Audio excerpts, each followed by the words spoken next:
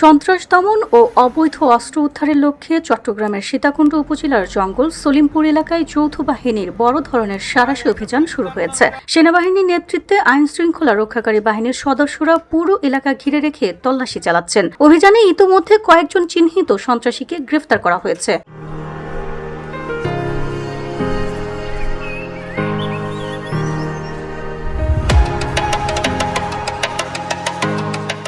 সোমবার ফজরের নামাজের পর এ অভিযান শুরু হয়। স্বরাষ্ট্র মন্ত্রণালয়ের নির্দেশে পরিচালিত এ অভিযান আগামীকাল বিকেল পর্যন্ত চলবে বলে জানা গেছে। আইনশৃঙ্খলা বাহিনীর সূত্র জানায়, প্রায় 2 যুগ ধরে জঙ্গল সলিমপুর এলাকা সন্ত্রাসীদের অভয়ারণ্য হিসেবে পরিচিত। সাম্প্রতিক সময়ে একটি নির্দিষ্ট এলাকাকে ঘিরে আইনশৃঙ্খলা বাহিনীর এটি সবচেয়ে বড় অভিযান। অভিযানের অংশ হিসেবে জঙ্গল সলিমপুরের সব প্রবেশ ও বাহিরের পথ বন্ধ করে দেওয়া হয়েছে। গুরুত্বপূর্ণ স্থানে বসানো হয়েছে স্থায়ী তল্লাশি চৌকি, যাতে অভিযানের সময় কোনো অপরাধী এলাকা ছেড়ে পালাতে না পারে। দুর্গম পাহাড়ি এলাকা হওয়ায় কয়েকটি দলে বিভক্ত হয়ে সেনাবাহিনী সহ অন্যান্য বাহিনী তল্লাশি চালাচ্ছে। আধুনিক প্রযুক্তির অংশ হিসেবে আকাশপথে নজরদারির জন্য ড্রোন ও হেলিকপ্টার ব্যবহার করা হচ্ছে। এছাড়া মাটির নিচে বা ঝোপঝাড়ে লুকিয়ে রাখা অস্ত্র ও বিস্ফোরক উদ্ধার কাজে বিশেষ প্রশিক্ষণপ্রাপ্ত ডগ স্কোয়াড। চট্টগ্রাম জেলা পুলিশের অতিরিক্ত পুলিশ সুপার মোহাম্মদ রাসেল জানায়, যৌথ বাহিনীর প্রায় 4000 সদস্য অভিযানে অংশ নিয়েছে। এর মধ্যে সেনাবাহিনীর 550 জন সদস্য, পুলিশের 1800 সদস্য, এপিবিএন এর 330 জন সদস্য, র্যাবের 400 সদস্য, বিজিবির 120 জন সদস্য সহ বিপুল সংখ্যক সদস্য রয়েছে। এছাড়া 3টি হেলিকপ্টার, 3টি ডগ স্কোয়াড এবং সাজোয়া যান প্রস্তুত রাখা হয়েছে।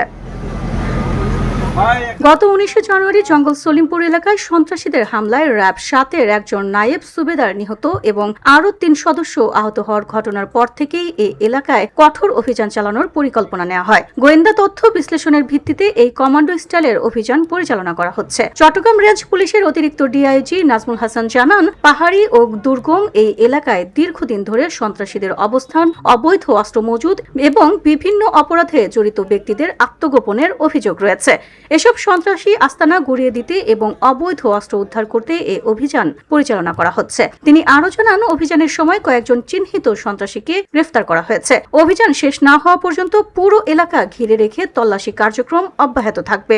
পরিস্থিতি নিয়ন্ত্রণে রাখতে এলাকায় আইন শৃঙ্খলা বাহিনীর একটি অস্থায়ী ক্যাম্প স্থাপনের বিষয়টিও বিবেচনা করা হচ্ছে। আমাদের মূল উদ্দেশ্য ছিল জায়গার উপর অধিকার প্রতিষ্ঠা করা, আমাদের আধিপত্য প্রতিষ্ঠা করা।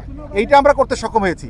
আর অস্ত্র উদ্ধারের যে বিষয়টা হচ্ছে, আমরা আজকে কি পরিমাণ অস্ত্র উদ্ধার করতে পারছি জানি না, কিন্তু আমরা যে এখানে অধিকার প্রতিষ্ঠা করতে পারলাম, এটার মাধ্যমে আমরা দ্রুত সময়ে আরো অস্ত্র উদ্ধার করতে পারবো। আমরা বিভিন্ন আইন শৃঙ্খলা বাহিনীর সহযোগিতায় সেই প্রতিবন্ধকতা থেকে আজকে আমরা মুক্ত হলাম।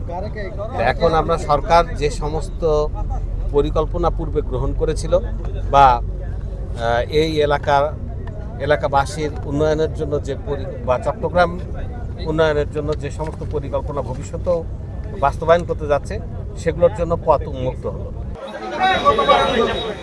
VOD Bangla news desk.